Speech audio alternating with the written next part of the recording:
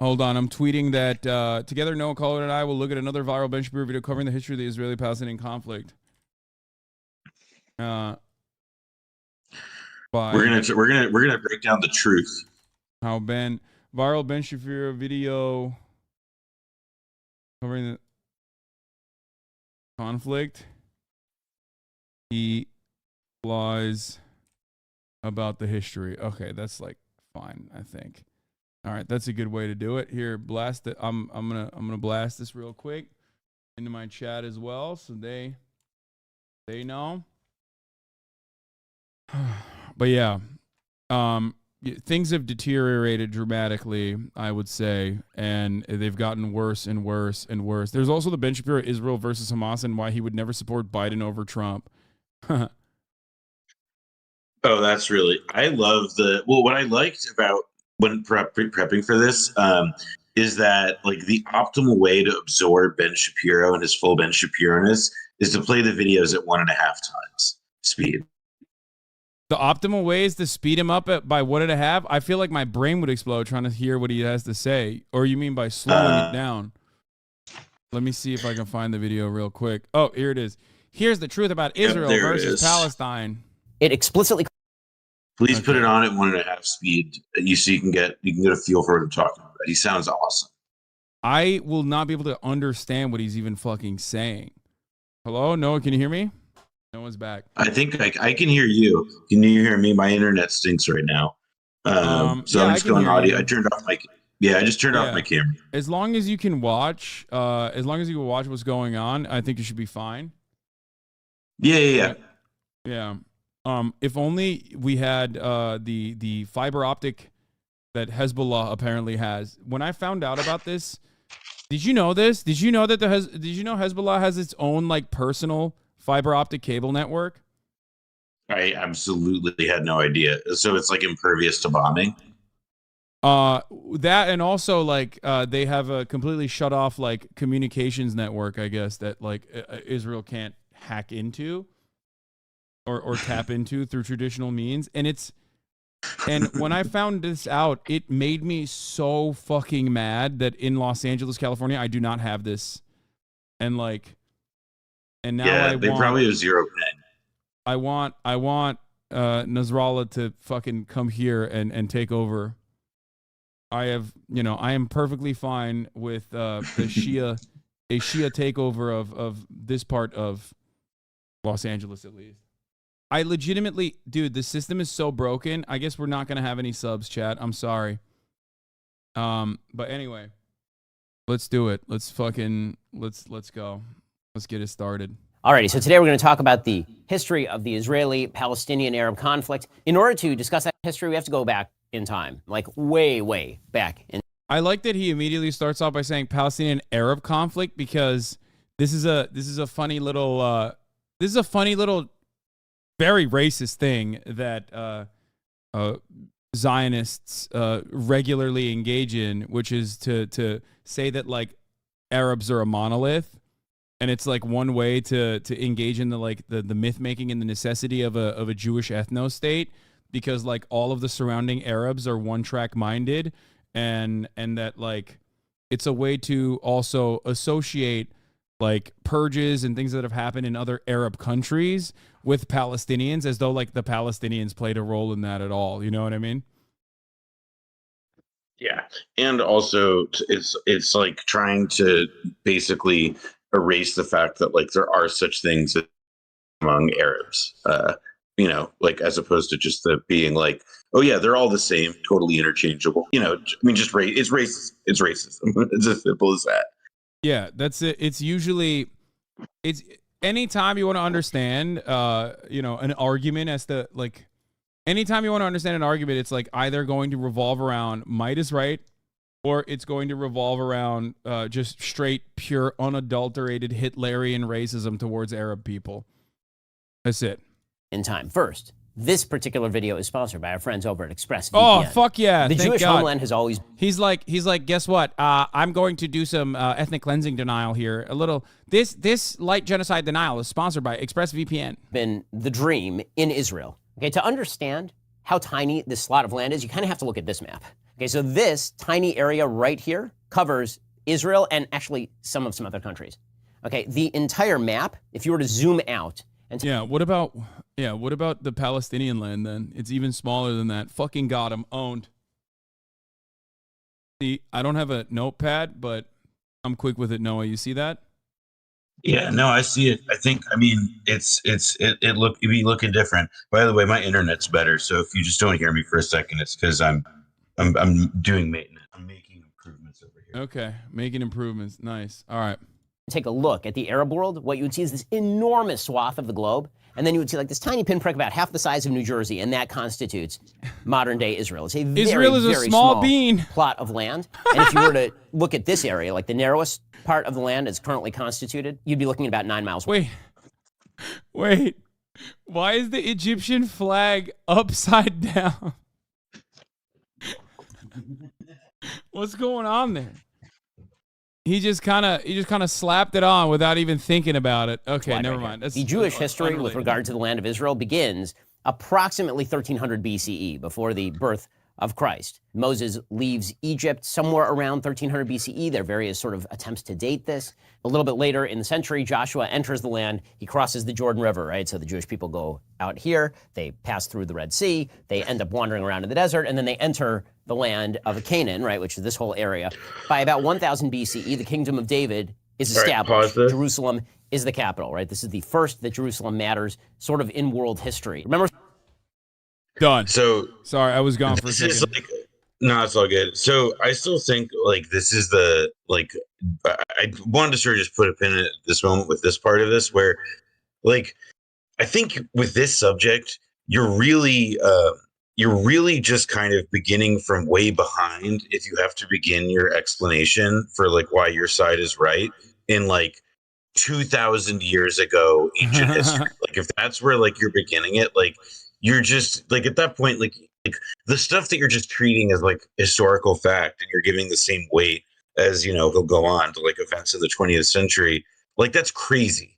Like just the idea that like there were like the same stable understandings, you know, and so like it's such a like I just want to point that out that like this is a time when there's no nation states even. Like the concept of like a nation state was not going to be established for like 2000 years. It's fucking insane. When we get to time code 4 minutes and 20 something, believe you me, my notes have me going in on that. Yeah. But you best believe it is not. And also, I mean, to be fair though, as a pan-Turinist myself, I do agree with this. I think like the pan-Turinist Mongolian Turkic Republic must seize control of everything all the way to Europe, in my opinion. So, you know, because technically we were there. It's ridiculous. This argument doesn't work in any capacity. It is immoral. It is silly. It's laughable.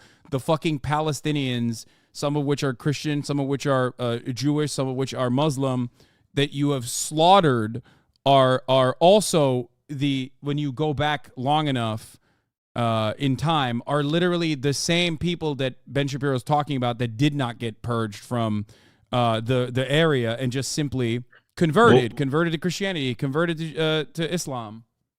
Well, when he gets it, I want to show you. I do want to hit play, because in a second he starts talking about what the world was like at this time in like 1300 BCE, and I found a map that made me laugh about it. I'll send you. We're still 1,000 years before Christ. By 957 BCE, the first Temple of Solomon is built. It is built in Jerusalem. Now remember, this is still a good 1,600 years before the rise of Islam. There's a lot of infighting among the Jews. There's a separation between the kingdom of Judah and the kingdom of Israel. Those are two. Like the people that he's talking about are literally the Palestinian people that stayed behind. Like, shut the fuck up. Some of which. It's so funny.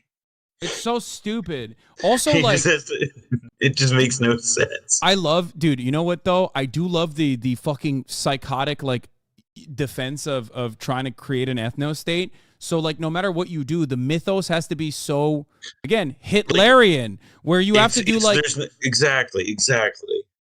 There's no way to engage in this without like. There's no way to engage in this like. I'm sorry, are you saying that there's a connection between the blood and the soil?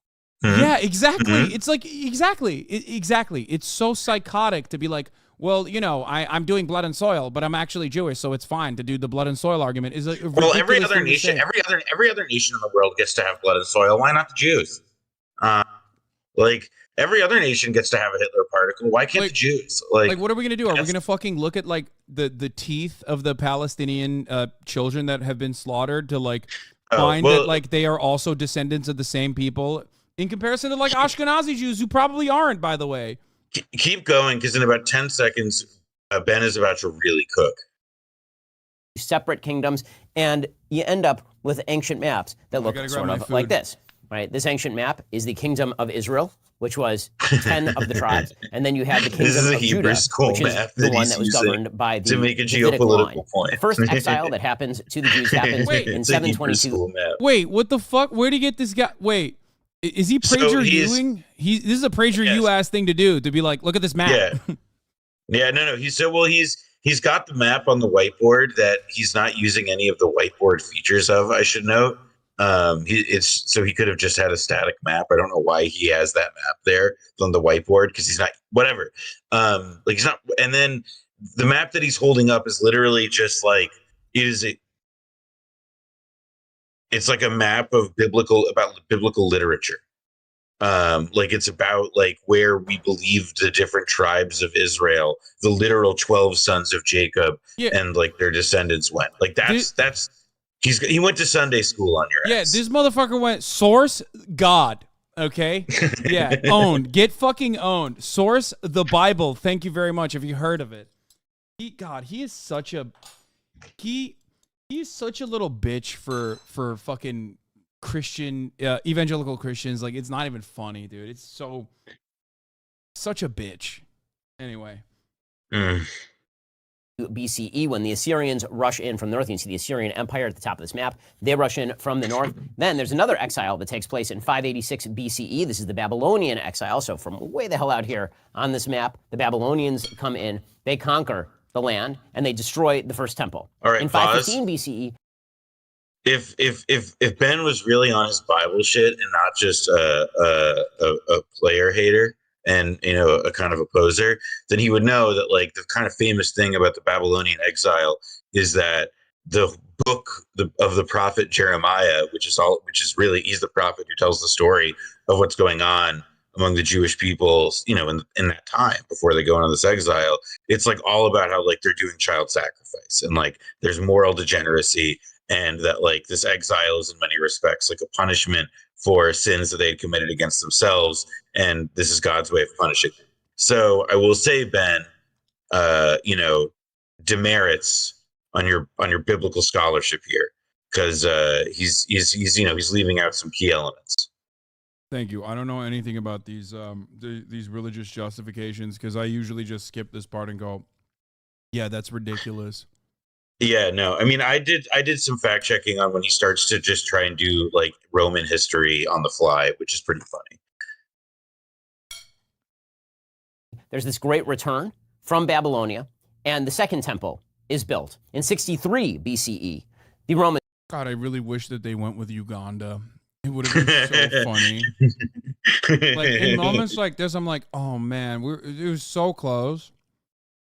Could you imagine? It definitely. I mean, just like a whole nation of people being asked to move from under the air conditioning. Yeah, I can. No, and like the hottest, hot, humid plane. I guess no. Yeah, Uganda's really huge. It's jungle, right? Yeah, but I was thinking more along the lines of like Ben Shapiro trying to do like this backronym ass like religious justification for Uganda. He'd have to like make up like what kind of mythos would they have for Uganda, other than the fact that like the British government thought that this would be the best place to send the Jews. I mean, it's actually kind of like it's a joke question, but it's actually like a really good point, because like, you know, the Soviets did try, and they actually did set up like a pretty insane failed experiment to create like a Jewish state in the Far East, like in the Stalin years. And it didn't really go anywhere for a number of different reasons. Most of all, it was in like a shitty part of Siberia. You know, like already a pretty shitty part of the world to try and live. And it was called like a Jewish... sending people to Siberia. Absolutely. I mean, it was like a great and like imagine like a bunch of Jews come up, like a bunch of Yiddish scholars come up to you and they're like, "Excuse me, Mr. Stalin, what if you sent us out there and you could just have all your Jews out there, and you could think of it as like retraining these bourgeois, merchant Jews into being good, Soviet worker types, right? But then, of course, what happens is like no, everybody goes out there and they see like bugs that are the size of peaches, and they're like, "Fuck this, I'm out." And it never takes off. But that was like their idea of like a Jewish autonomous region. He sent the Tatars there too, right? I thought. I don't know if he sent them to the same place. I read like one book about this a few years ago, but the like I think the comparison is just that like in Uganda, like you would have basically like at least there, I mean, it would have been a different kind of settler colonial project, but like you wouldn't have had like the potency of this of this myth animating why Gazans can't be allowed to have electricity. A myth that the fucking secular founders did not also believe in personally, but thought dummies would get on board with. Like, I feel like there was no, like, the reason why Palestine was chosen is because it was more so like there's some like kind of religious myth making that we can engage with here with respect to Palestine that we can't with like Uganda or anywhere else. On top of the other ironic argument that the British thought that the native population in Uganda would be violent, like would be way more violently resistant to populating the area with Jewish settlers at the time, which of course obviously happened with Palestinians as well. But yeah, but it was like the religious justification is not like the major reason here, right? I always felt like it was more so not one that was held on to by the. He goes Shapiro actually touches on like when he gets to the like 19th century period, and he talks about Herzl, like it was a like a frame, like he frames it as a like what was because of these secular political concerns, which is like is true.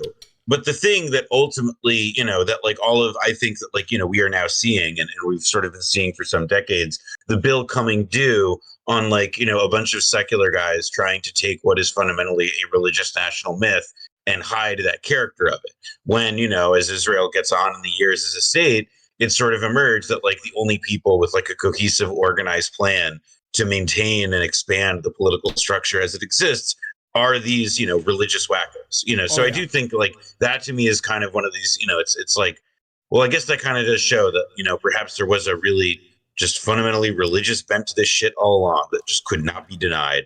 And I think that the fundamentally religious bent, in my opinion, contributed to the unimaginable success of the Zionist project, in my opinion. Like, I would not sit here and say that this was not a successful project. If you look at the original goals, right? I mean, they established a lot of the original goals of the project in general. It was incredibly violent. It was incredibly brutal. But I feel like the myth making has stuck. This video is a good example of the myth making because he really does, like, he tells one side of the story, not just in the presentation of it, but like literally he does not talk about what Palestinians experienced, period. Like this is honestly like a 40-minute book report. And he also kind of like loses the chronology meaningfully about halfway through. And then he just starts explaining what Iron Dome does and stuff. Sick. So it's also a classic Ben Shapiro joint in that like, and a Daily Wire joint, and that like they clearly gave up on trying how to make a thing like halfway through it. And assumed correctly that YouTube viewers who are their audience just wouldn't notice. Yeah. Romans take over. So Pompey, at that point, not the emperor, but just the general, takes over the area, and Judea becomes a vassal state. And Judea remains a vassal state of the Roman Empire, basically through the end of an independent Jewish kingdom. It's called Judea at this point. It is not called Israel. 70 CE is the destruction of Jerusalem. There's Everybody Jewish can revolt. just like quit. They could, be eating popcorn right now and chewing loudly. There's none of this matters.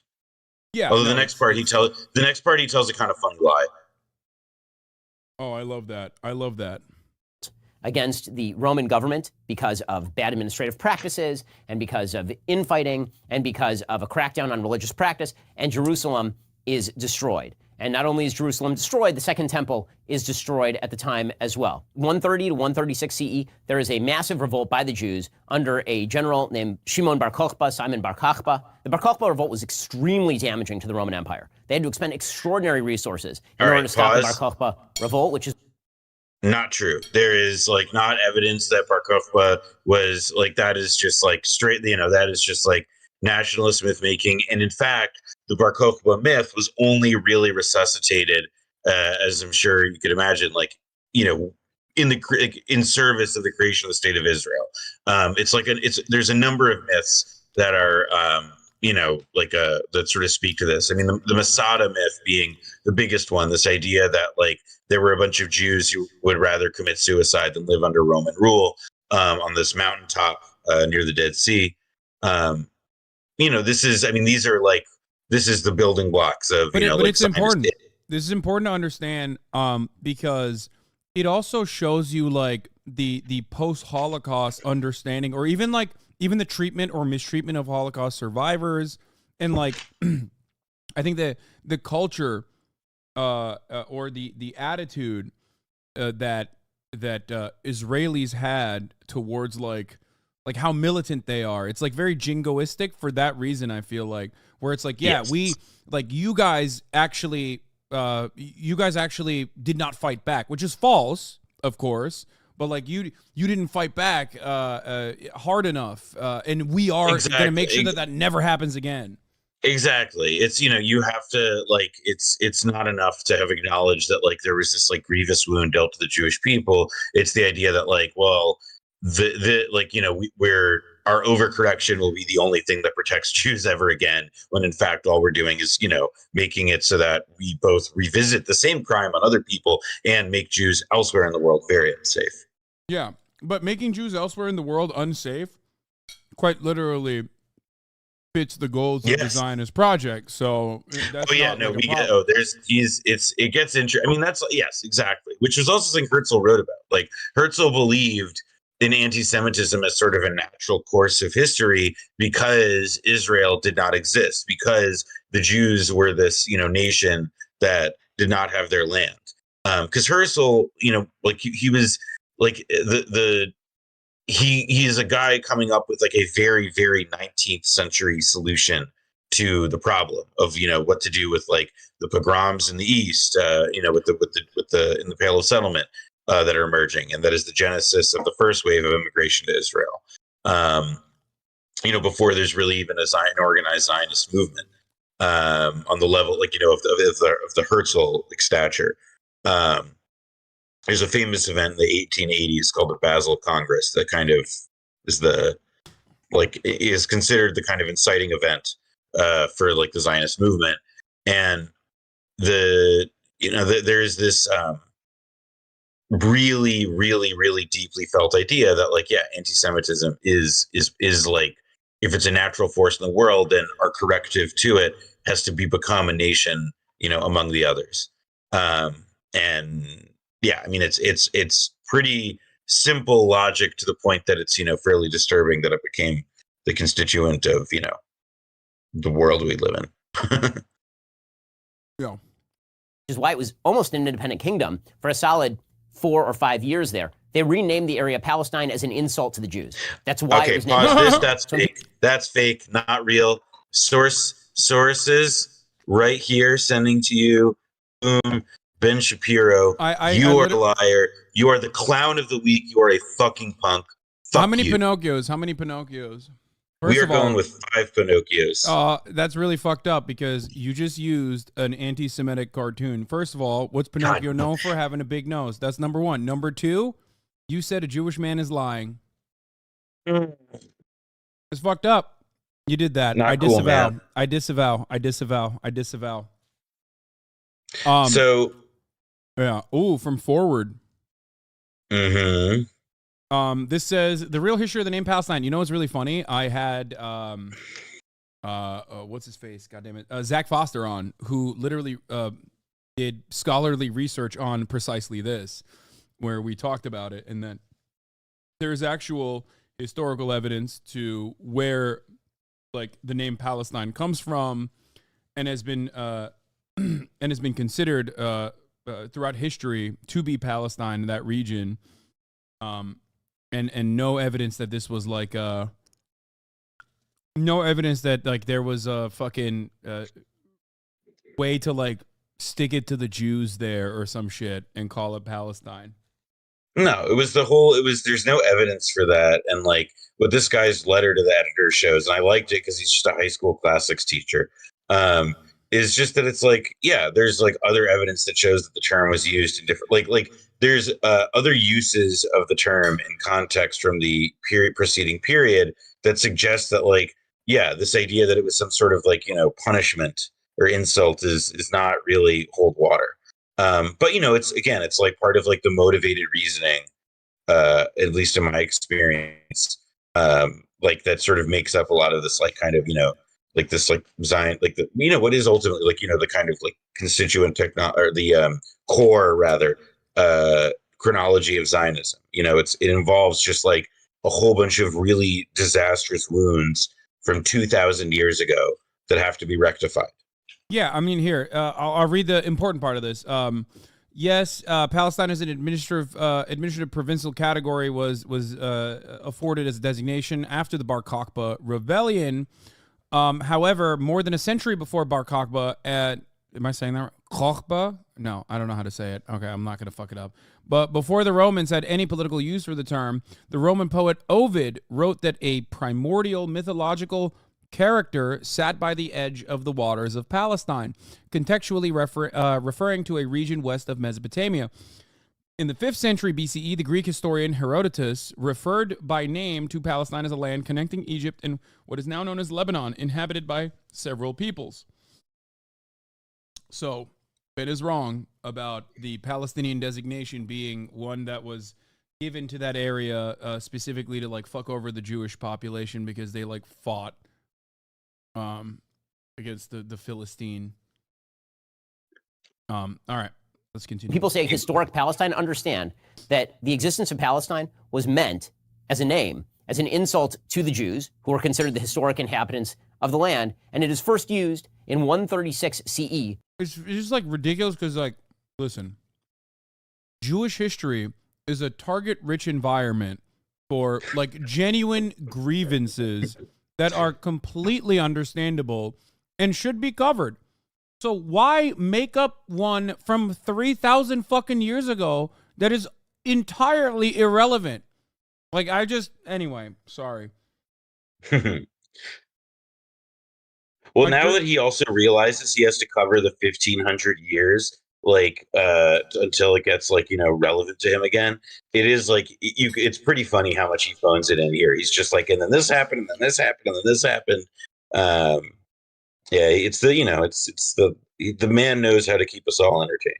One thing that I always find really interesting about, like, especially Zionists like Ben Shapiro, who are like more evangelical Christian Zionists than they are like Jewish when they defend this perspective, is that they have this weird proclivity or weird tendency to like kind of lighten the burden of European anti-Semitism and Christian anti-Semitism specifically, which in my opinion is like the most, at least looking at the history of Jewish populations around the planet, is the most important anti-Semitism, like the pogroms and the ethnic cleansing and also the Holocaust.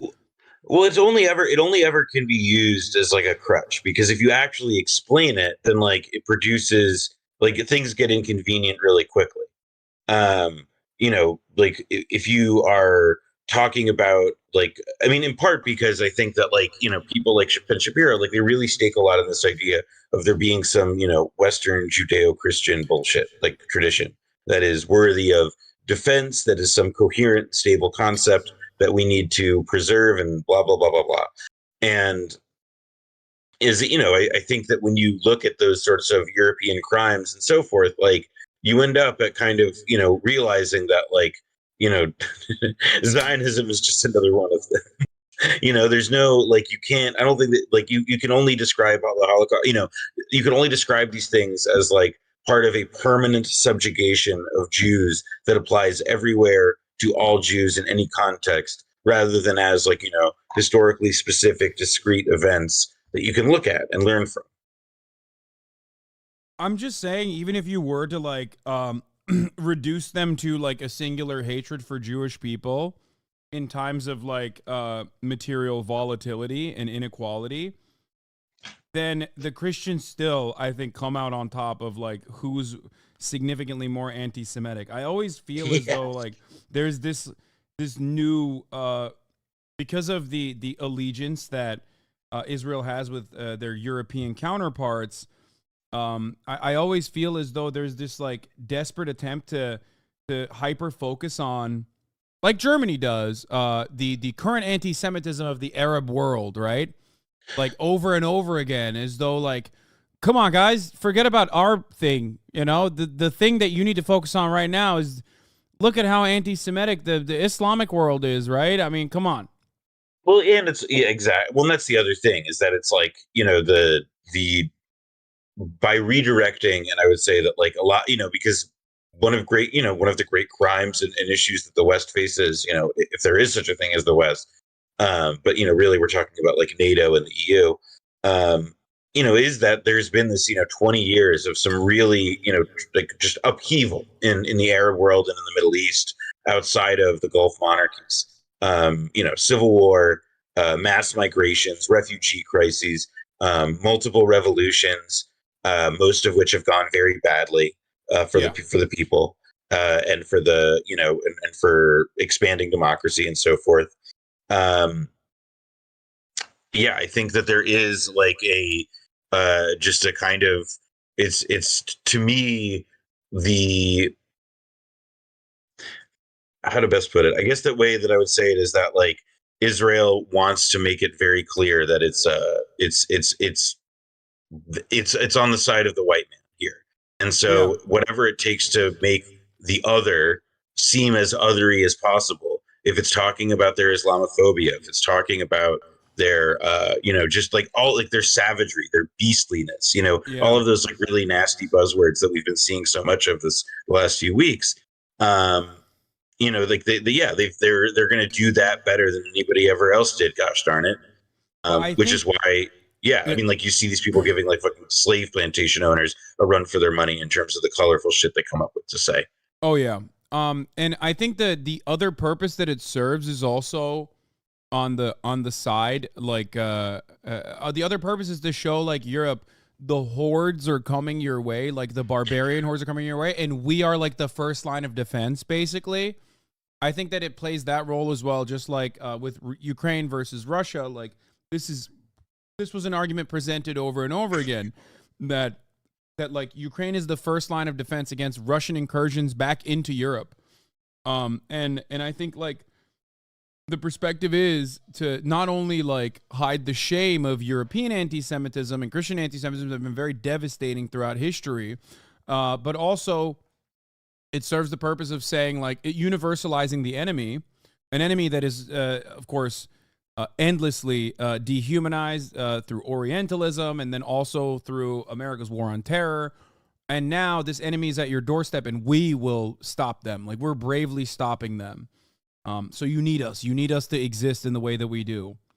Yeah. Yes. And, like we're also, mostly, Israel was like started by and like was led for the bulk of its existence by and actually still continues to be a European descended elite. But like all of the people that basically had to leave their, Arab or Persian country of origin, because of the creation of the state of Israel and the subsequent political upheaval, that is like that's actually proof that we are, more authentic. Like it's there's a way in which it always ends up coming to me to have like both ways, or that like Zionists try to have it both ways when you talk about the racialized dimensions of this, because you say that like, well, like Israel clearly wants to, like they want to be on the team of the white man here, but there is also like the fact that you can't erase that like majority of people that live in Israel who are Jewish Israelis are not descended from somebody who came from Europe, or they are descended rather from somebody who came from outside of Europe, from likely Morocco, Yemen, Iran, etc. Yeah. And it does seem that, like, to me, the untenability of that without, like, these, like, like, it's not a distinction that you can, I guess, keep going unless you have, a like an Arab class of people to constantly kick around. So there is a degree to which this is also like, there's just like an enormous amount of social and class division within Israeli society that goes unanalyzed and relatively under-discussed in a meaningful way, because it is contingent on this, continued ongoing dispossession and oppression of Palestinians or whatever. Yeah, like the permanent outgroup. The permanent outgroup is a necessity for any kind of fascist organization, because if you don't have the Arab population that you constantly are under threat of, an enemy that is both weak and strong that you have to always fight against, then you're inevitably going to move to different subgroups. And I think that obviously the immediate enemy, once let's say the ethnic cleansing campaign is successful and Israel ends up purging violently 5 million Palestinians from this entire land that is historically theirs, then you move on to the Arab population, which is a designation that you and I know is like a ridiculous one, because it's supposed to be Palestinian citizens of Israel, because like there are Arab Jews, but those are actually technically considered Jews in the population. So I think that they would move on to turn the crosshairs to the Palestinian citizens of Israel, and then inevitably working their way from like Ethiopian Jews and maybe even like black Jews, albeit marginal, all the way down to the entirety of the Arab Jewish population. If they were successful, it would consistently snowball into a smaller and smaller shrinking in-group. Because that's just how fascism operates. And in this case, they've also got like a, it's part of what makes the, like, if the Jews are consider themselves unique protagonists, then they have, the Zionist movement has made for itself a unique enemy, in that there is, even though like Arabs or Arab people in Arab countries and places are not interchangeable, there is a shared identity and a shared affiliation. And so that means that Israel has an other that it doesn't just dispossess and oppress, on its in the West Bank and in the Gaza Strip. It also has these people surrounding them completely: Lebanon, Syria, Jordan, Egypt, etc. And we'll talk a bit more about this as the video advances, because then those nations, as nations, become relevant. Yeah. But that's another part of the story that, was actually through Nasserism the real life question for Israel, which was, how the hell does this country get along with its neighbors? Yeah. All right. A solid 1,200 years after the Jews first enter the land at a minimum. Now, finally, we get to the founding of Islam. So Islam finally is founded around the 7th century CE. He hates that. Arabs take over this land insane. in about 630. He's like, he hates that. You can tell. Finally, Islam comes into He play. hates that. He's like, it's not canon. It came after everything else happened. It's not cool. Yeah. 36 CE.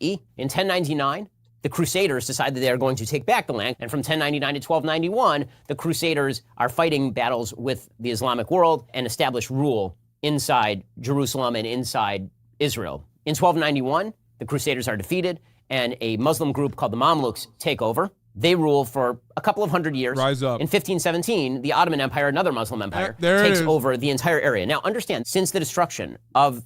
Rise up, baby. Rise up. Oh, yeah. Now, here's where he says the annoying thing about how, like, there was never a state of Palestine in any of this time. And it's like, yeah, the thing that didn't exist as a concept then. States. I mean, I don't know if he'll mention this. Probably not, but... Like, I wonder if he'll talk about, like, Jewish migration and evacuation into the Ottoman Empire, and historically through, like, Arab areas as well, as they escaped pogroms and the like. I mean, this is, like, right-wing, ultra-Zionist, what's the Jerusalem Post? Is that the far-right one? I mean, it was always right wing. Now it's cuckoo.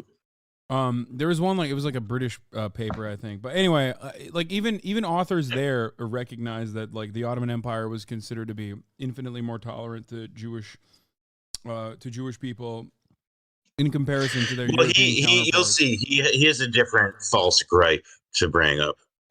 But he won't say it because it's like it's a Muslim empire. But, like, I think that's important to recognize always, because, like, it goes heavily against the narrative of, like, Muslims and the Islamic world hated the Jews. Like, it's just ahistorical. The Kingdom of Judea. There has not been a single independent state called Palestine set up any time in here. It has always just been a territory of an outlying empire, and pretty sparsely populated, actually, because there wasn't a lot there, as it turns out. The Ottoman Empire, this entire time from 1517 to 1918, till the end of World War I, during that time, they really didn't want you settling in the land, and so they had barred Jewish land purchase. You actually could not buy land. Lie. It's people, foreigners, others didn't. Like, this is, like, I went to double check this because I thought it was pretty brazen. But, like, you know, there may have been, like, specific or certain incidences, but, like, Jews were buying land in the Ottoman period. They changed the rules in the 19th century at some point because, I don't know, I guess it was probably, I mean, it was the declining years of the. Even before. It was that, well, really? I mean, either, so then, but it's just, yeah, it's like, no, he's 100%. I will. He's just making it up. I hope I'm not. Look, I mean, I'm not doing like Ottoman.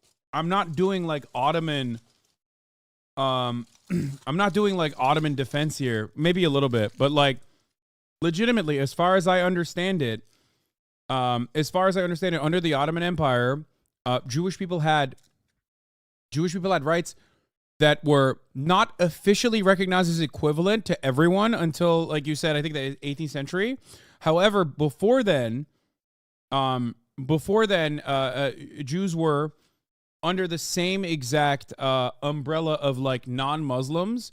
They had to pay an additional tax, but they didn't serve in the military. But they had the capacity to get to the highest administrative duties in the land. They could own land as well.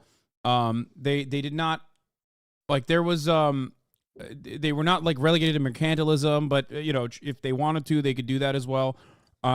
So as far as I understand it, beyond, like, internal commotion, specifically with Greek Orthodox communities who felt like there was, like, a pecking order that Jews were carving a space outside of for themselves. Beyond that, it was, and of course there was still. I'm not saying that there was no, like, ethnic plight or anything like that. There was no ethnic tensions. Of course there were, but in comparison to their European counterparts, the Ottoman Empire was a place where Jewish people, on their own volition, by their own admission, was a place that they could own land and have and be able to prosper.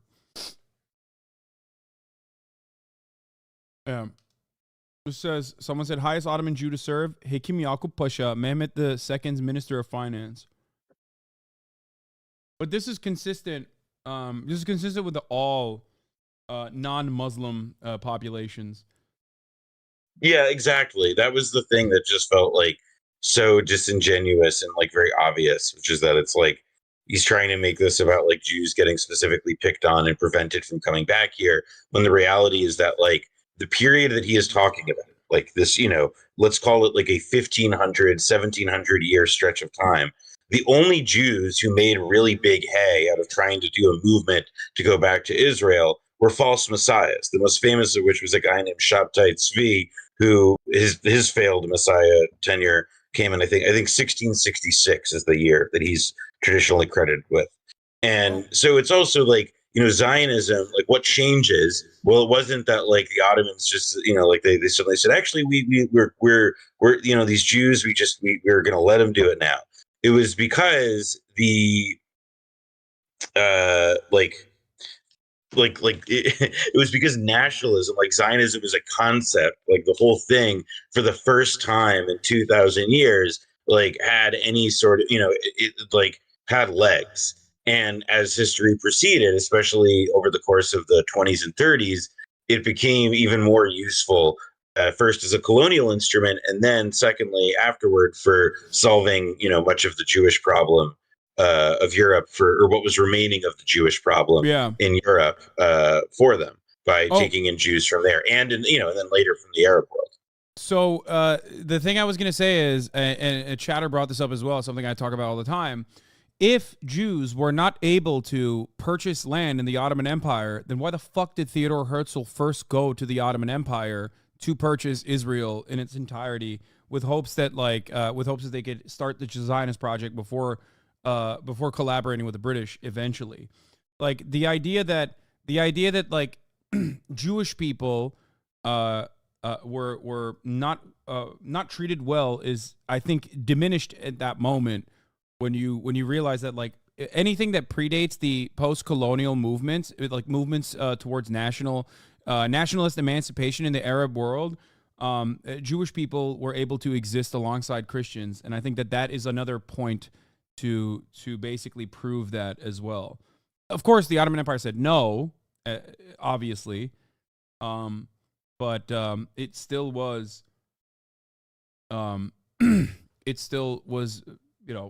favorable enough that they could ask.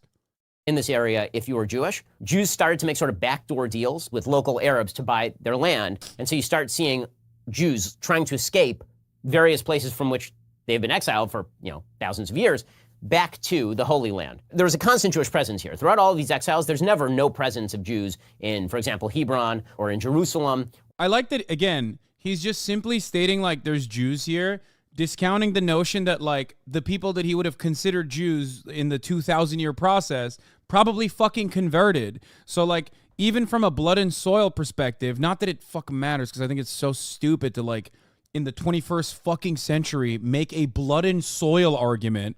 But he's unironically, like, if we busted out the fucking CalPERS and, like, started looking at people's haplogroups, you would come to that conclusion very quickly that those very same people that you're slaughtering as, like, Palestinian Muslims are literally your ancestors that you're claiming had the legitimate claim to that land, right? Sorry. Anyway. It's not just the Palestinian Jews that, kept up the Israeli Zionist project historically. Well, I mean, the Zionism is also, there's like a rich subfield within it of people trying to develop explanations for how the Jews are different from the Palestinians, even though supposedly they both lived in this land together for 2,000 years. You know what I mean? Like, there's like an enormous amount of energy that goes into trying to say how different we are from them, in spite of the fact that, like, people are just fucking people, man. Yeah. It almost feels like there's no way to develop an ethno-state and maintain an apartheid regime without being incredibly racist, like insanely bigoted. Fucking insane. Or in various areas of the Holy Land. But the first major aliyah, which is termed the aliyah in Hebrew, that means to go up, right? Because there's a spiritual rising that takes place when you go to the Holy Land. The first aliyah is around 1882, it's late 19th century, and it's mostly Russians attempting to escape pogroms that are happening in Russia. By 1897, the Zionist movement begins, and this is the idea that there's going to be an independent Jewish state in Israel. It is launched by Theodor Herzl. He's the founder of the World Zionist Organization. He is not a particularly religious Jew. He launches this after the Dreyfus Affair. The Dreyfus Affair was this famous affair in France in which there was a member of the French... He went to Harvard Law, and he says Dreyfus. It's Dreyfus. Dreyfus. Okay, continue, sorry.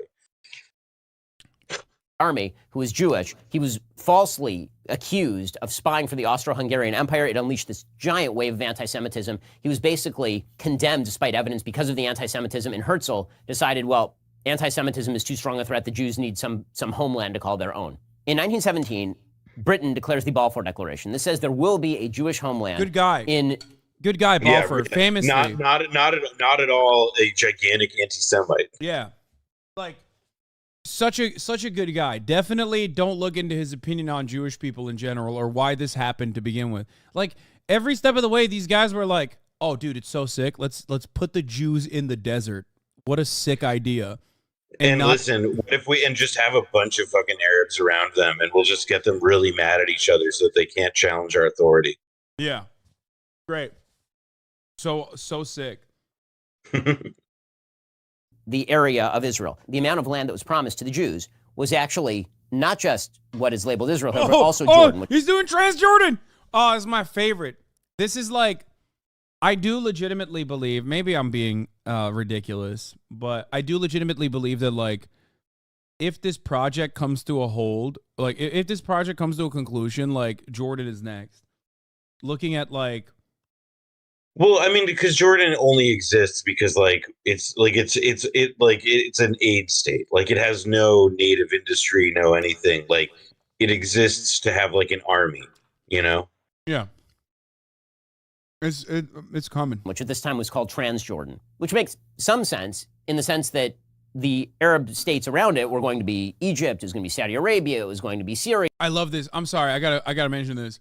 This is my favorite. There's two different points where I love like the Zionist propaganda, like historical propaganda, where this point is one of them, and the second one is the giving back Sinai to Egypt, where like look. I'm giving the land back. It's like, this was supposed to be mine. Transjordan was supposed to be mine too. And it's like, what are you saying? Like, I don't know if this is like important to even mention, unless you're talking about what you just brought up, the historical reference.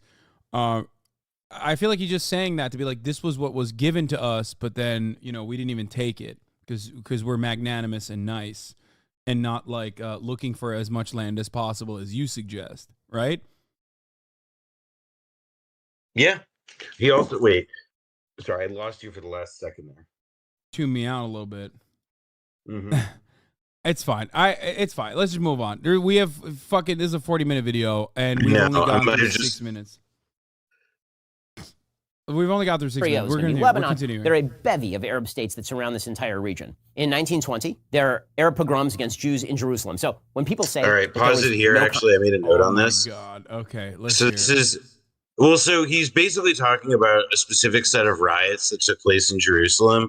And, like, I don't think we need to say more than this. Just, like, I invite somebody to go look at the fucking Wikipedia and tell me that just straightforward that this was a pogrom against the Jews.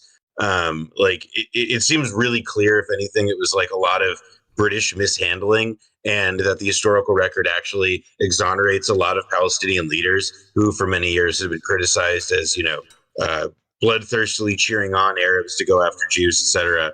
But it's just he's saying something, and it's simply, I think, because he decided they need to put a little dot on the chronology to say another thing, because this was not, you know, he's picking one event out of many that are going on during this period that are like this. He's making it seem like, well, he has to tie back like the Jewish people feeling unsafe in other Arab nations back to the Palestinians somehow. So I think that's why he's saying this part and not looking at it as though the native population there recognized that their supposed allies that were going to offer them Palestine was more interested in actually putting an entirely different non-native population in that area and engaging in this settler colonial project, which is what Zionism is. And and obviously that was the there was going to be a reaction to that is not, you know, that's not going to be positive. And because they're not seeing this as like a peaceful immigration. From their perspective, no, it's for them it's very hostile. Yeah, from their perspective, understandably, it's the British that were supposed to offer Palestinians this land in collaboration for their collaboration against the Ottoman Empire, and instead of giving them this land, now all of a sudden they're like, oh yeah, we're just gonna keep we're just gonna keep bringing in people in here and forcibly displace you inevitably, and to say that is simply just like anti-Semitic, and it was like anti-Semitic sentiment that caused them to feel angry at this, and not necessarily a byproduct of like colonial occupation and false promises that the British gave to the Palestinian population there, is ridiculous. Here, the 1920 Nebi Musa riots took place in the British-controlled part of occupied enemy territory administration, and in the around the old city of Jerusalem. 5 Jews and 4 Arabs were killed and several hundred were injured. The riots coincided with and are named after the Nimi Musa festival, which was held every year on Easter Sunday, following the rising tensions in Arab-Jewish relations. The events came shortly after the Battle of Tel Hai and the increasing pressure on Arab nationalists in Syria in the course of the Franco-Syrian War. Anyway, all right, let's continue. Conflict between Arabs and Jews until the creation of the State of Israel. That's just a lie. It's not true at all. There were major Arab pogroms against Jews in Jerusalem because Jews wanted to commit the great sin of praying at the Western Wall. This, of course, was not allowed. In 1922, this is post-World War I now, the British are given a mandate over the area of Palestine. They start walking back the promises of the Balfour Declaration. The Brits separate off Transjordan, and they call it Jordan, and they say that's going to go to the Arabs. In 1929, there's another major riot, another major anti-Jewish riot in Hebron, or Hebron. The British, in response to all of this violence and all of this rioting, they decide they're going to just continually attempt to appease the Arab population. Ben Shapiro he should like Google what people should like. Hebron today is like basically like it's a prison for Palestinians. There's a ghetto that they're tightly policed in. There are Palestinians who are trapped in their homes, literally not allowed to leave and go outside, and haven't been for many, many years. And there's a group of hardcore, some of the most fanatic settlers in the entire country who are protected, effectively given army protection in the middle of the city, and have complete freedom of movement. So it's like and they have shrines to all of these crimes visited upon the Jews there. Like this is these atrocities from this period are like a major part of the DNA of the Israeli right wing. Yeah. He is he's again tying the civilian population fighting back against a colonial they're colonial occupiers going back on their historic promises to be like, oh, they're just anti-Semitic and not necessarily responding to the situation unfolding in front of them. That they just like at this point are simply, they're just like, oh, we hate Jewish people. In British Mandate Palestine. So they begin restricting land transfers to Jews. In 1937, the Peel Commission it got to a point where wait, is he going to talk about the terrorism or no? Oh, he goes in. Oh, okay. I was going to say, so it got to a point where even the British had to respond in this way, and there was still immigration happening, if I'm not mistaken, just illegally, right? Correct. Like, they were doing it without the go-ahead of the British at this point. And like there was, there's like a rich tradition of like there were these rules about like how the British couldn't destroy a Jewish settlement if it wasn't, if it had these things, because that would mean it was an established settlement, but the Jews couldn't make new settlements. So you would, the stories go of like Jews running in the middle of the night trying to like set up, communities to just to basically, create new homes, because the whole issue was that there was an enormous, the economic privation. Remember, this is a global depression that was taking place in the 30s. There was an enormous amount of anxiety, particularly among the Arabs, about whether or not they would be able to continue feeding themselves, which is why, a lot of the early the early Jewish settlements were so agriculturally minded. They didn't just go in and immediately put up cities. Yeah.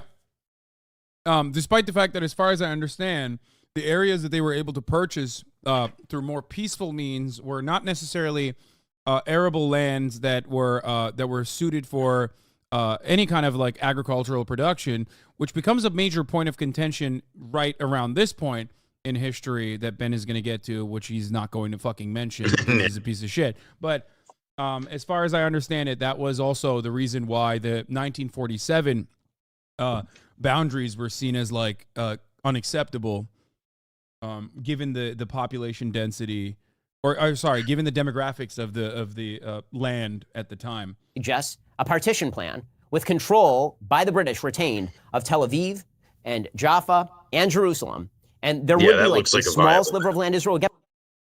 The Peel Commission partition plan, Jewish state, Arab state under British rule. But it would be pretty divided. It'd be like this little land here, maybe a little bit up here, and then most of the Negev, which is basically just an empty desert. Oh, by the way, pause that. Yeah. That is the view from David Ben-Gurion's grave. Wait, really? Yeah. It's a place called Sde-Boker. There's actually a military base not far from it, and his home was nearby. But Ben-Gurion, toward the end of his life, he made this whole argument about how I think it was a way of partly sublimating all of his whatever stuff he had for all the disposition of 48 further north. But he was like, if Israel is a future, it's going to be in the south. And so there's this beautiful view. What you're looking at is where he died, which is very funny because the reason that they show this picture is because Shapiro is saying something about how the desert sucks, and that was all Israel got. Yeah. At this point, Jews have been moving to Palestine in increasing numbers because anti-Semitism in Europe is getting worse, but also because there's this nascent labor and Zionist movement, and they're really making the agricultural areas flourish again. Economic growth in this region at this time is because Jews were moving in and they were bringing their resources with them, they were bringing their know-how with them, and they were working the land. And this was Wait, I thought that is this correct? I thought that like a lot of the Jews early on relied heavily on the agricultural techniques that they learned from the Arabs, but maybe I'm learning it from like maybe I know this from a way more biased perspective. But he's making it seem like the guys that were coming in were like all farmers and shit, and not necessarily. They were like exactly, and like they also had like they wanted. I mean, this was like a huge problem for Israel because like the aspiration was to have a system of Jewish labor and not Arab labor. But the reality was that was very, that they weren't positioned to do that. They had a lot of, people who looked like David Ben-Gurion coming who weren't necessarily equipped to do all that kind of intensive farm work, to say the least. And, Israel is not like an agricultural breadbasket. So this was also difficult work to deliver yields that were not, especially impressive. Like in general, like what he's describing is like very, I'm sure it was like cribbed from Startup Nation or whatever. Driving more Arab immigration to the land also because economic activity always drives population movement. In 1939, under Arab pressure, the Brits restricted Jewish immigration to 75,000 Jews per year. The Jews are saying, listen, we have like millions of people who want to move here. And the Brits. Yeah, also, make no mistake, this is another part of the process where I get really frustrated, maybe because of my own personal biases being Turkish, but it's like, yeah, but you're making it seem like the fucking Arabs are at fault for the Holocaust. Bro, there's no, like, why aren't you more mad at America? This is what I don't understand. Like, why wouldn't you be so endlessly frustrated with other European nations that, like, did not, under any circumstance whatsoever, want Jewish people to come to their fucking countries? They were like, yeah, fucking put them in the goddamn desert. I mean, this is, this is where it's like why the blood and soil people and the like blood and soil Jews and anti-Semites love each other, because they fulfill each other's needs. Like, think about it. Like, these are European Jewish people, right? They're escaping another, what they foresee as like another possible pogrom from another European country. There's plenty of Jewish people living in America. America says, fuck off. You can't come here. Sends them back. Why? Like, it just doesn't make any sense to me that in the myth-making process here, like, am I sympathetic to people who were escaping what they foresaw as like the Holocaust? Absolutely. Absolutely. And I'm glad that they had somewhere to go. I think Rashida Tlaib actually has talked about this before, like, that was misquoted, where she says, like, I'm glad that my ancestors were able to, like, offer land to those who escaped the Holocaust. Like, no matter how bad this cost was for my people, she says something like, it gives me great comfort when thinking about that. And then they, like, clipped her out of context to be like, Rashida Tlaib said the Holocaust gives her great comfort. Anyway, disgusting. But the point is, I don't know why, I don't understand why you would look at the situation and be like, and try to desperately almost always turn the argument into like anti-Arab bullshit. Does that make sense? I mean, like, even the Holocaust is somehow the fucking Arabs' fault. Like, which is, well, that's like, I mean, there's a very good essay in N+1 that that just came out that I think is definitely like I gotta find. Was it? No. It's in functionally, it's no different. While you're looking for that, I'll just say this: functionally, it's no different than Benjamin Netanyahu lying and or engaging in the most egregious act of Holocaust revisionism by saying that like Hitler didn't want to actually do the final solution to the Jews and kill them. He just wanted to simply expel them peacefully. But then the Grand Mufti in Palestine, which was a fucking British Grand Mufti anyway, like the British mandate Grand Mufti, gave him the idea of like killing the Jews, actually, as a matter of fact, as though there wasn't enough historical literature at the time that definitely showed that he wanted to kill the Jews. Believe me, wait till he gets to the Mufti, because I got some shit for you. He's going to talk about the Mufti? Yes, he talks about the Mufti. Oh, that's my favorite. That's my favorite. This is, again, severe anti-Arab and severe Islamophobia that, like, where you're desperately trying to, because you know that, like, the current threat to your nation making your apartheid state existing in the way that it does is Muslims, is Arabs. So you are engaging in this act of like trying to say that like Islam has always been the worst enemy. Islam has always been the worst enemy. That's why desperately you have to make this stick by being like, actually the Palestinians are the reason why the Holocaust happened. It's fucking disgusting. It's gross. It's disgusting. It blows my fucking mind. Was there anything you wanted to show, by the way? Oh, not until he gets to the Mufti. Okay. Brits say, we're not doing that. 75,000 per year because we have to get along with the Arab population. This is just before the Holocaust, obviously. And the Arabs reject this. The Arabs are very angry about this. Because I will say, he says, this is just before the Holocaust, obviously. Not to them, it was obvious. That's the whole fucking point. Yeah. Like, I wanted to interrupt to say that because that kind of floored me when I watched this the first time. It's like, could you believe those people for not, like, letting the Jews in on the eve of the Holocaust? And it's like, buddy, do you think the Jews in Poland had any idea that it was coming? Come on. Like, that's just not serious. Not only that, but also you can literally make that argument against Europe and it would be a better point. Like, what the fuck? What do you mean? Like, it's so ridiculous. It's the fucking British that are sending Jewish people there. Like, what the fuck? Why won't they keep the Jews safe in England? Like, what the fuck is going on here? How is this all? It's always a double bind. No matter what happens, it's like the Arabs' fault. It's the Arabs' fault. Continue to launch low-level attacks on the British. They continue to attack Jewish populations. World War II breaks out. The Jews, including Jews who were heavily pushing the British to establish a Jewish state and to lift restrictions on Jewish immigration into British Mandate Palestine, they side with the Brits, right? They form their own divisions. They're trying to help the British. What they say is that we fight for Jewish immigration to Palestine as though there were no Germans, and we fight the Germans as if there were no British, right? That's the way the Jews see it in British Mandate Palestine. They're attempting to negotiate. The Arabs side with Hitler. Okay, during World War II, you have Hashmin al-Husseini. He's the Grand Mufti of Jerusalem. Yep. The got him and everything. And I just sent you a link. Basically, the Zionists also tried to recruit the Nazis. Eichmann visited Israel. Oh, are you going to talk about Leahy? Yeah, there's like So there's no real I don't like to be clear, the majority of the Zionist movement did not want to get in bed with Hitler necessarily, but for the people who are most involved and for the people who were strategic actors here, they had a broader they took a broader perspective, I think. And especially these guys were the fucking freaks, though. Like the Stern exactly, gang. The freaks, but they're also the freaks whose children are sort of and who's among them their leader Menachem Begin, not their children, just a guy who was one of them.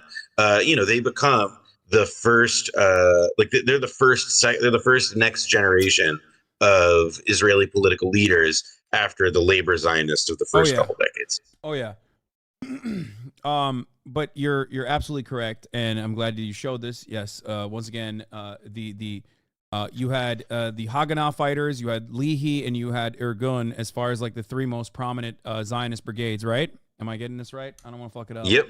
And out of them, the Leahy and am I saying it right? Lehi. Lehi. The Lehi and the Irgun brigades were like the Haganah was like basically the standing army, like what became a standing army. Whereas like I feel like as far as everything I've read about it, like Lehi and Irgun were more Leahy openly called themselves terrorists, where like that was a declaration that they adopted personally, and they were significantly more violent as well, in comparison to the other brigades. Not to say that the other brigades weren't, but the reason why this is also important, in my opinion, is because like Deir Yassin, like they participated in the Deir Yassin slaughter and massacre that plays a really important role in the Nakba in general, in getting Palestinians to hear the brutality and the cruelty. The reason why I'm personally mentioning it, though, is because one of those motherfuckers is still alive. That 97-year-old shitbag Nazi fuck that the IDF rolls around to, I guess, instill morale in the troops. Like that dude fucking that committed atrocities, openly committed atrocities, is still the oldest IDF reservist to understand the mentality and the mythos, like the mythos of fascism here, and how you make it stick. Like you got to go back not that long ago in history and recognize the cruelty, which I would say Israelis do, and celebrate.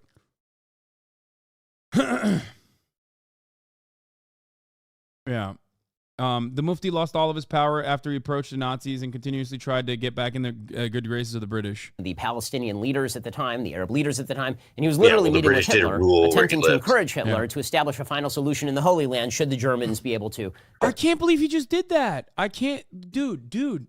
He did the same fucking shit that Benjamin Netanyahu did that got him so much criticism. This is what is really frustrating to me, dude. I don't understand. Like, how are you going to say anti-Semitism is a crime, right, in half of these fucking countries, and then, like, not have any issue with, like, doing an anti-Semitic Holocaust revisionist take that literally takes away responsibility of the Holocaust away from the Nazis? Object permanence is tough with these people. The only thing they give a shit about is the enemy that's right in front of them. And for him, it's, it's the Arabs. It's oh man, it makes me so fucking mad. Conquer that area, which the Germans came pretty close. I mean, you had Rommel literally in Egypt, right? Rommel was over here. Okay, so fast forward, you're now after World War II. Still, the British mandate is limiting the amount of Jewish immigration into British mandate Palestine because they're attempting to keep this conflict between the Jews and the Arabs simmering at a lower level. Okay, 1947, there's a UN partition plan because now the British mandate in Palestine, they want to end it. They want to withdraw. They don't want to be there anymore. So the UN says, okay, we're going to vote on a partition plan. It retains Jerusalem as internationally governed. Okay, so it would not have been Jewish territory or Arab territory. It would have been internationally governed. It's just this fragmented, ridiculous This part is pretty the state for the Jews would have been like a slice here, a little bit of a slice of the coastal area here, and then the Negev desert down here. The Jews are like, wait, did we just skip? Wait, I'm crazy. We did UN partition. I kind of like spaced out after the Mufti. He ran into the UN partition, completely skipped the part, I feel like, where the Jewish population at the time is, what, 33%? But they get 50% of the land, or 55% of the land, I think. You're not supposed to look too closely at the details of the partition plan and why Arabs might have rejected it, why they were the proposals that the UN ended up voting on. Like, you're not supposed to look at that. You're simply supposed to hear the phrase, the Arabs were presented with plans and they rejected them. And that's it. And you're not supposed to, there's no further inquiry. There's no further assignation of responsibility.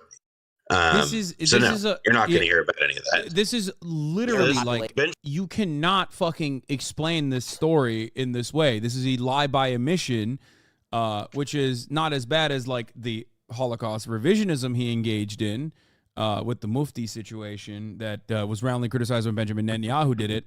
But, still pretty fucking abhorrent and still pretty morally repugnant. And then he skipped over the Nakba, which is, again, like, I want to stop at these points and criticize it because, like, it's really important to understand the formation, like the inception of the Israeli nation state, because if you skip these ruthless details and act like they're simply minor details that nobody cares about, no one will understand the actual history behind it. That's why I'm stopping here, even though we're 9 minutes in so far.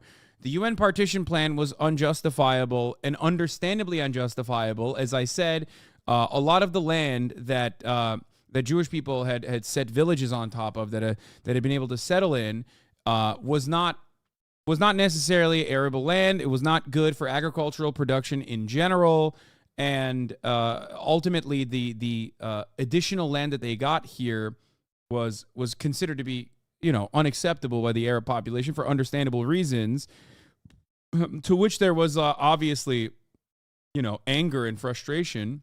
Lower level. But at this point, the brigades that had already started forcibly ethnically displacing Palestinian villages and like pushing Palestinians out, pushing Arabs out of their villages.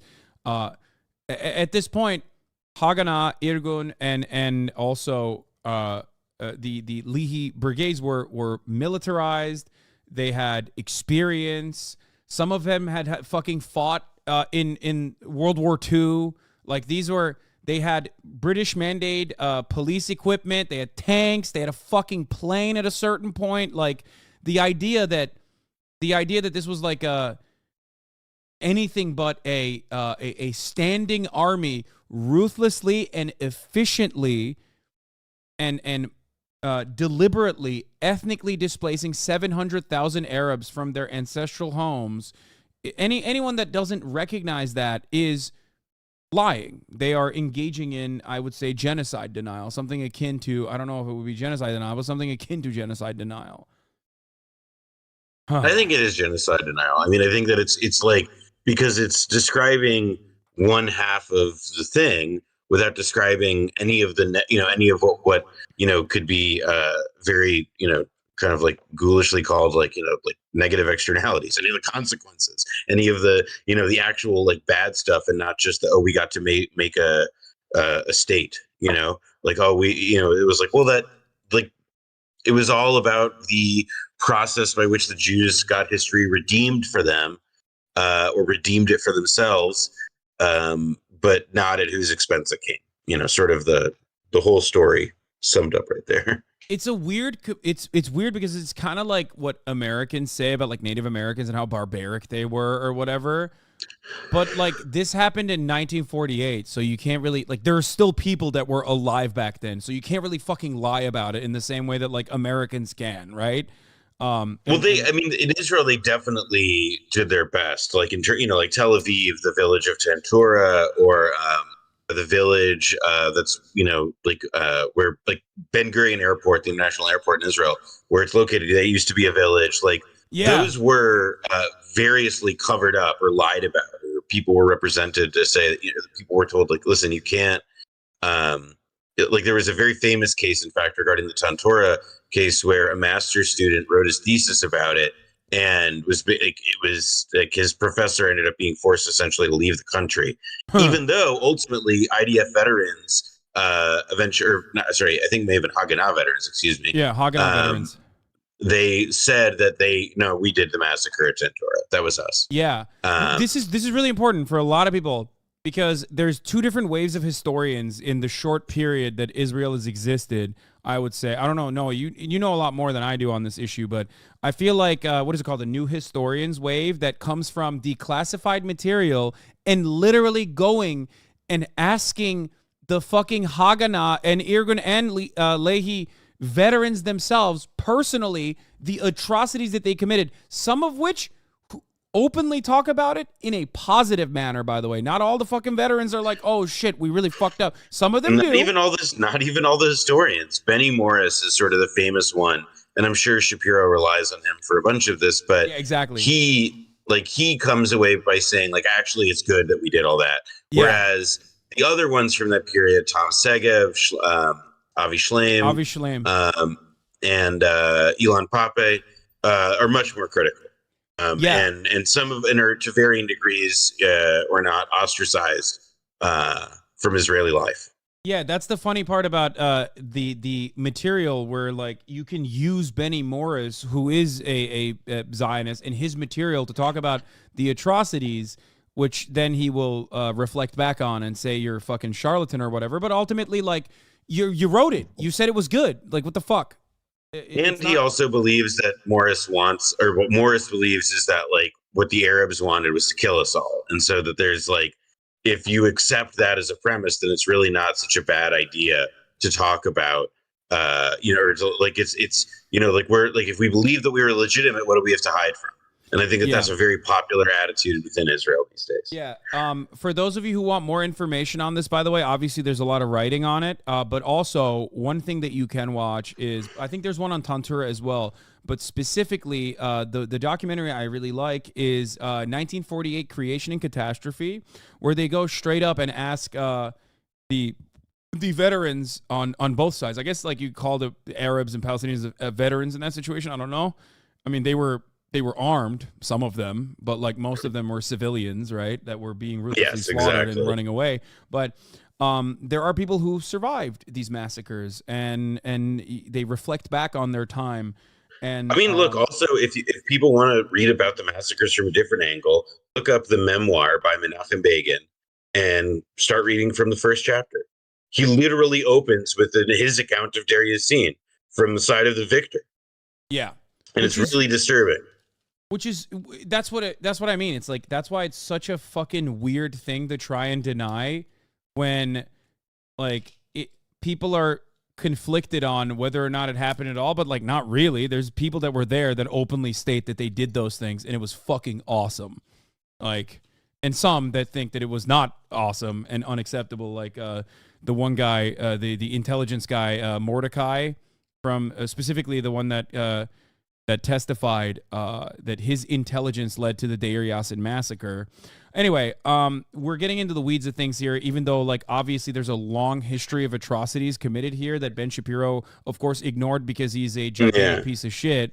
And also, I am going to have to jump in a moment, but I do want to come back to this video another time because this is so dense. Because I realize that, like, we've only made this little progress because, like, this is Ben Shapiro speed running through, like, the dumbest guy, like a dumb guy's version of, like this, like a very, like it's like people say, oh, it's a complicated history to like excuse themselves from having to think something, tough or whatever. But this is a complicated, like it is a lot. And he's, sort of operating at like a mile a minute to. I don't think it's complicated. I think it's dense, but like the morality, in my opinion, is very clear in one direction. That's totally. I think it's just like on a fact basis.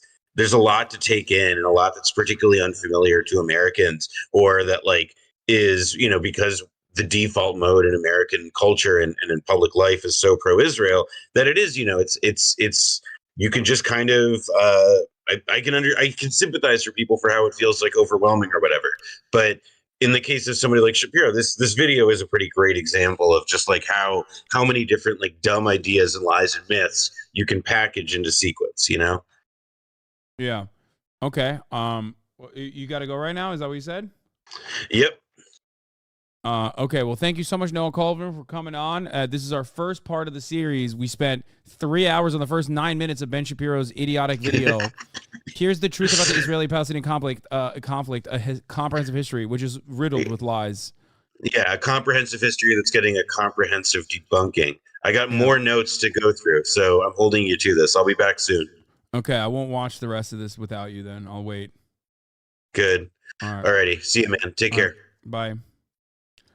All right, that was Noah Kulwin. We are reaching new records at the HasanAbi broadcast with how long it takes me to go through a motherfucking